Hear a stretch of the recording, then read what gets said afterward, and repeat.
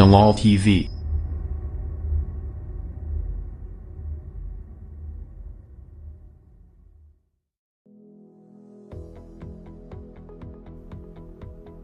মানুষটির নাম Jimmy Donaldson, দর্শকের কাছে পরিচিত মিস্টার বিস্ট নামে।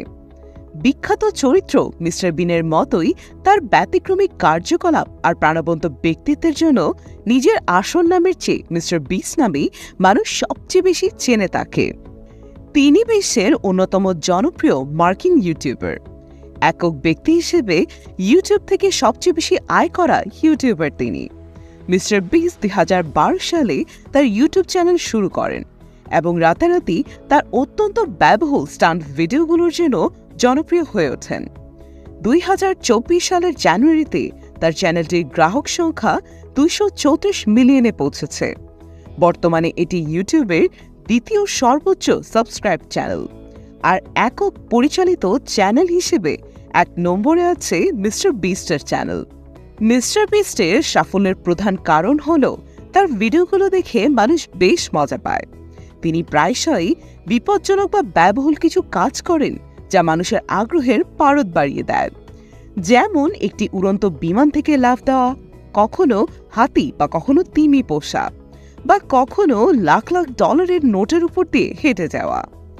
মানুষ তার এই অবিশ্বাস্য ও চমকপ্রদ ভিডিওগুলো দেখে খুবই উত্তেজনা অনুভব করতে পারে।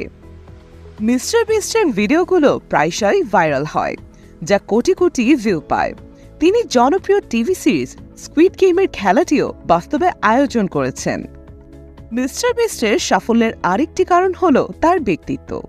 তিনি মানুষ হিসেবে খুবই প্রাণবন্ত এবং হাসি খুশি, যার জন্য তিনি সহজেই দর্শকের সাথে সংযোগ স্থাপন করতে পারেন।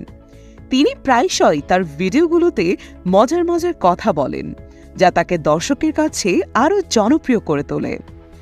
মিস্টার বিস্টের নেটওয়ার্থ প্রায় $500 মিলিয়ন। ইউটিউব থেকে তার বছরে আয় প্রায় $82 মিলিয়ন। এটি ইউটিউবের ইতিহাসে এক বছরে একজন ইউটিউবারের সর্বোচ্চ আয়। মূলত মিস্টার বিস্টের আয়ের প্রধান উৎস হল তার ইউটিউব চ্যানেল থেকে প্রাপ্ত আয়। ইউটিউব ছাড়াও তার আয়ের অন্যান্য উৎসগুলোর মধ্যে আছে তার নিজস্ব ব্র্যান্ডের পণ্য বিক্রয়, স্পন্সরশিপ এবং বিভিন্ন রিয়েলিটি শোতে তার গেস্ট অ্যাপিয়ারেন্স। তিনি প্রায়ই বিভিন্ন অনুষ্ঠানে ও ইভেন্টে ব্যক্তিগতভাবে হাজির হন। এতে ইনকামের পাশাপাশি দর্শকদের সাথে দেখা করতে পারেন এবং তার কাজ সম্পর্কে মানুষকে আরও জানাতে পারেন। তবে মিস্টার বিস্টের এই বিপুল জনপ্রিয়তার আরেকটি বড় কারণ হচ্ছে দানশীলতা। মিস্টার বিস্ট তার আয়ের একটি বড় অংশ দাতব্য কাজে দান করেন। ২০২০ সালে এক টুইট বার্তায় তিনি বলেন তিনি ব্যাংকে $0 নিয়ে মারা যেতে চান, যাতে তার সব আয় মানুষের কল্যাণে খরচ হতে পারে। মিস্টার বিস্ট ছাড়াও mister beast reacts, mister beast gaming নামেও আরও কয়েকটি চ্যানেল রয়েছে তার। তিনি red cross, save the children, the wish foundation সহ বিভিন্ন আন্তর্জাতিক দাতব্য সংস্থাকে বছরের বিভিন্ন সময় বিপুল পরিমাণ অর্থ দান করে থাকেন।